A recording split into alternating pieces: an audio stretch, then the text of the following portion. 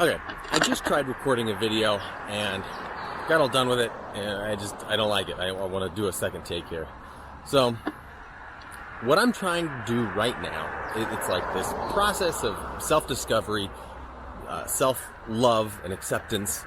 It's very very self-indulgent, but it's important to me because I want to contribute more. I want to be a more valuable person in how I just live my life. I want it to add value to the world. And I have a running theory here that the best way for me to do that is to be myself. And I think that because I, like you, I have a unique genetic makeup. I have a unique childhood. I've had unique life experiences, and I have unique skills. You know, when you put all of those together, I am unique, which means that my contribution, or the source of my value, is unique. And that's important because if it wasn't, if I were not unique, well, then my contribution could be anybody's contribution. It's unnecessary. If it already exists out there, is it really necessary for me to add to it? So anyway, that's my current way of looking at it, is that my best way of being valuable, or the way for me to contribute the most value, is for me to be as close to my genuine self as I can, and that is the source of my value. And that's a cool thought. I dig that, and I like the idea of as I get better and get closer and learn about that process, that I can share my roadmap. I guess, you know, it's my travel log of, hey, this is what I saw and when, and I can leave the breadcrumbs so that anyone else that wants to do a journey like that can follow, and they will then know what to expect. And that was really the topic of the video that I just tried to record, and I don't think I got the point very, very well across. And that is, if you're trying to do something new to you,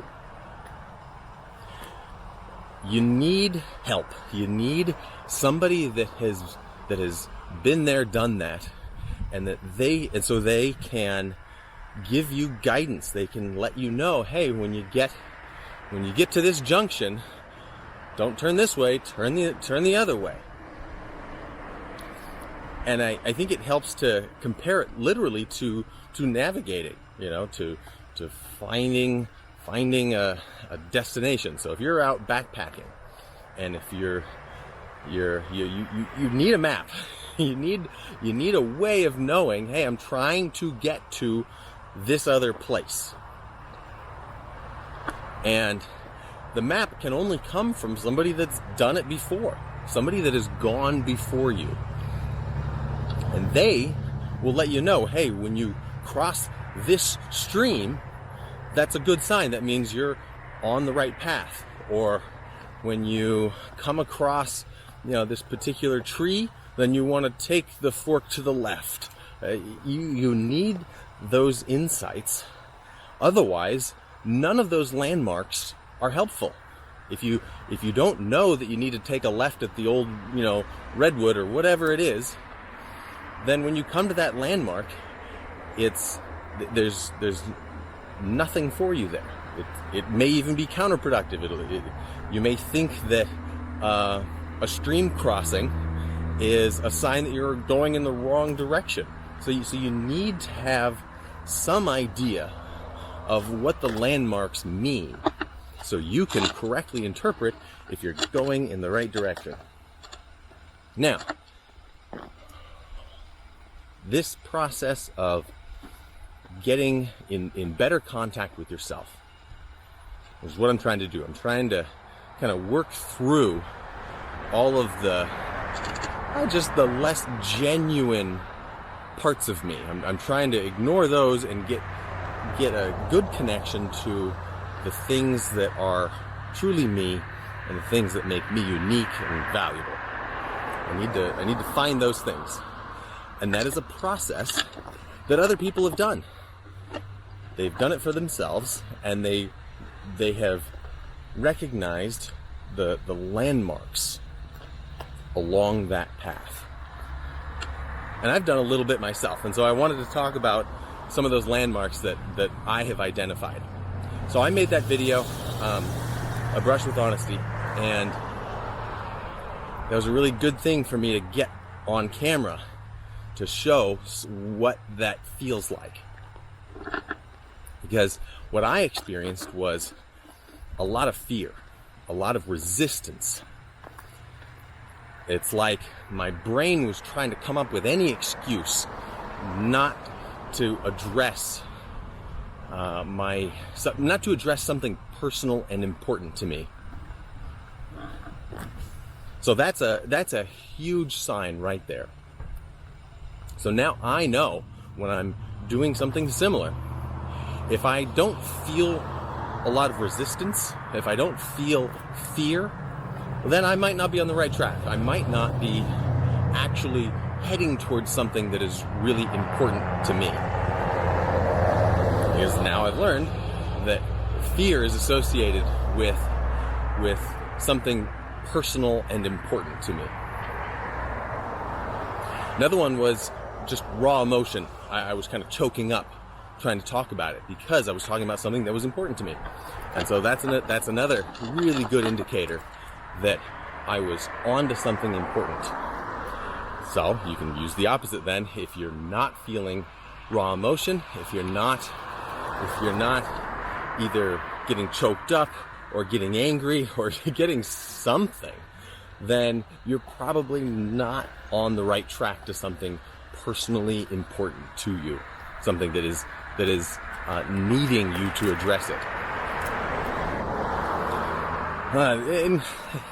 That's not a comprehensive list, but I just wanted to show that if you didn't know those were landmarks that demonstrate progress towards where you're going, then you would obviously not continue in that direction. Because if you're really afraid of something, if it's uncomfortable, you're going to turn away from it. You're not going to do it. And in this case, you have to know that those are signs that you're going in the right direction so you can keep going and not turn around. Now, one other analogy to help drive it home is exercise. If you didn't know, being hot and sweaty and your muscles burning and your lungs on fire, if you didn't know those were good things relating to exercise, if you didn't know those were indicators that you're doing the right things, then those rather uncomfortable symptoms would stop you from exercising. And hell, they may stop you anyway, even if you do know that there are signs that you're exercising well. But if you didn't know that, if you had no idea what kinds of physical responses you would have from exercise, then the experience of being really hot and your muscles aching and all of that would absolutely stop you. You would be like, fuck this, I need to go to the hospital or something, I feel really weird. But because we have the knowledge that those things are actually how you gauge if you're doing the activity correctly, they are positive indicators that you're doing the right thing, that you're on the right path. If you didn't know that, you'd never do it. And so it's of paramount importance that you understand and are able to identify what the landmarks are on your journey to wherever you're trying to go, whatever you're trying to do. You have to know what are the indicators that you're on the right track. And so for my track, the way I think about it right now, feeling resistance, feeling fear, feeling raw emotion, hearing my brain come up with all sorts of excuses to not do it. Those are all great reasons or great indicators that I'm on the right track and I need to continue. I need to ignore my mind and its desperate attempts to get me to just stay in comfort land and go back to passive entertainment and go back to just doing what I think other people want, go back to being quiet and small, all of those things. Like, that's what my brain wants. It wants safety and predictability and all of those things. And getting in contact with your true self is being vulnerable. It's putting yourself out there in a way that forces a lot of emotion out of you. So if you're not getting that fear, if you're not feeling that resistance, you're probably not on a track that's leading to something personally important to you. And what I am trying to do is get to things that are personally important to me, that then I can put my life energy into in my own unique ways, and thus maximize my unique contribution to the universe. Is that a bit much? Is that going too far? I just feel like that's how I contribute the most that I can, because I don't want to do things that other people have done. I want to do it in my way. Even if I'm doing the same thing, I want to do it in my way, because that will be ultimately a more helpful contribution that will more appropriately utilize my uniqueness. Because that's part of being human, and I definitely want to better compete in a world that is changing and I think challenging our notions of what being human is, and how we find value and meaning and all of that good stuff. And just as important as those positive indicators that you're going in the right direction, I think are the negative indicators, the ways in which I can clearly identify that I'm going in the wrong direction or that I'm not on the track anymore. That's just as important, because knowing that you're going the wrong direction is incredibly valuable. That's probably the first step, right? If we're doing things and then we come to the realization that it's not right, it's not fulfilling us or making us happy or whatever, the awareness of that is what you need in order to make a change and get back on the right track. So being able to identify, hey, how would I know if I'm not doing things that are good for me, that are in alignment with my values, that reflect my genuine self? How would I know? Because maybe you might hear that and be like, I'm being me. I'm like, what's the problem? Okay, this is how I am seeing it right now, and this is just how I'm judging myself. Things that indicate to me that I am not being my genuine self, that I'm not really loving and accepting myself for who I am. Those things might be seeking approval.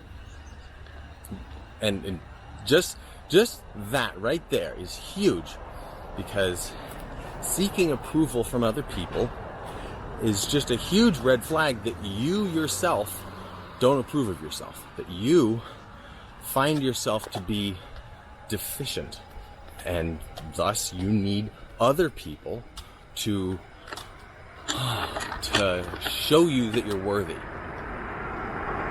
And I do that a lot. I seek approval in all sorts of ways. I dress certain ways, I behave certain ways, I avoid doing certain things, all in the name of trying to make a good impression or to impress or to whatever. Like I am concerned with how I come across and what people think about me, and that usually means that I do things that are kind of just boring, and I always try to be smart and have the answer. Like, I hate not having the answer to things, and I hate saying that I don't know something. It's so ridiculous. Like, so I'll be in conversation with somebody and they'll ask, "Oh, have you heard of such and such?" And even if I've never heard the phrase in my life, I have no clue, I'll say something ludicrous like, "Oh yeah, no, I've heard of that a little bit, but what about it? Like, what, maybe you can tell me more." And I'm trying, on one hand, I'm trying to say, yes, I know. And on the other hand, I'm trying to somehow find out what the thing is without telling them that I just don't know. So that's a perfect indicator that I'm not being me. I'm not able to allow myself to just be the unfiltered me, because I'm afraid on some level that they'll not like me, that they won't accept me for who I am. So I have to put something else out there that I think is better. And it just backfires. It doesn't work. It achieves the opposite. Even if I fool somebody into thinking that I am super smart, it doesn't mean that they like me more. Like, so what if you're a know-it-all? If anything, they're gonna like me less because I'm a know-it-all, and nobody likes that. Yeah, so that's a really good indicator that I'm just not comfortable with myself, and so I feel like I have to present a different self. Okay, what are some other ones? Consumerism in general. I think that's a really good indicator. For myself, I absolutely am susceptible to marketing, and I buy things to make myself feel better. I buy, whether it's better clothing that I think is more fashionable, or gadgets or fancy products that make me feel like I'm good, and I've got good things, and I want to what is it? I want to like channel this idea that I am valuable to other people. So I just buy shit, It's so weird to think of consumerism and all of the related just crazy production and waste and all of that being like an emotional problem. Like, I'm just kind of emotionally needy, and so I buy shit. Ugh. What are some other things that might indicate I'm on a path away from my true personal self and things that are important to me? Well, for one thing, it's comfortable.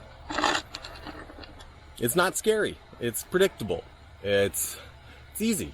It's kind of the default. So I can look at that and be like, oh, if I'm like really comfortable in what I'm doing, if it's just sort of the default, well, that might indicate that I'm not doing something important, that I'm not doing something that is of personal importance to me.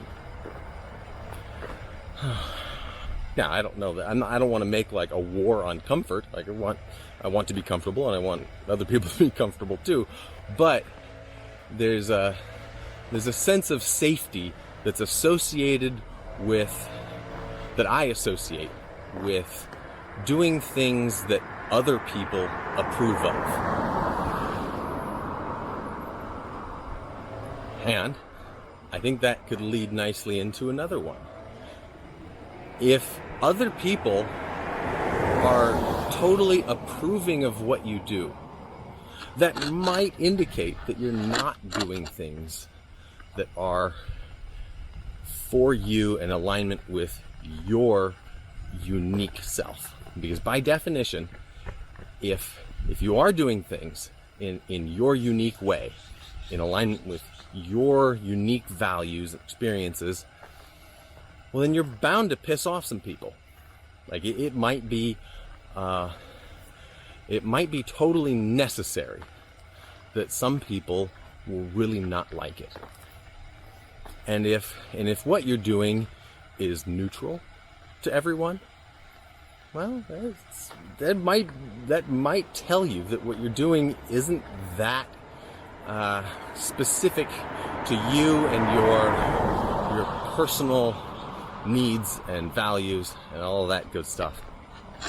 So I'll leave it there. I just wanted to put out some of those negative indicators as opposed to the positive, or in addition to the positive indicators. These are all important. It's all information.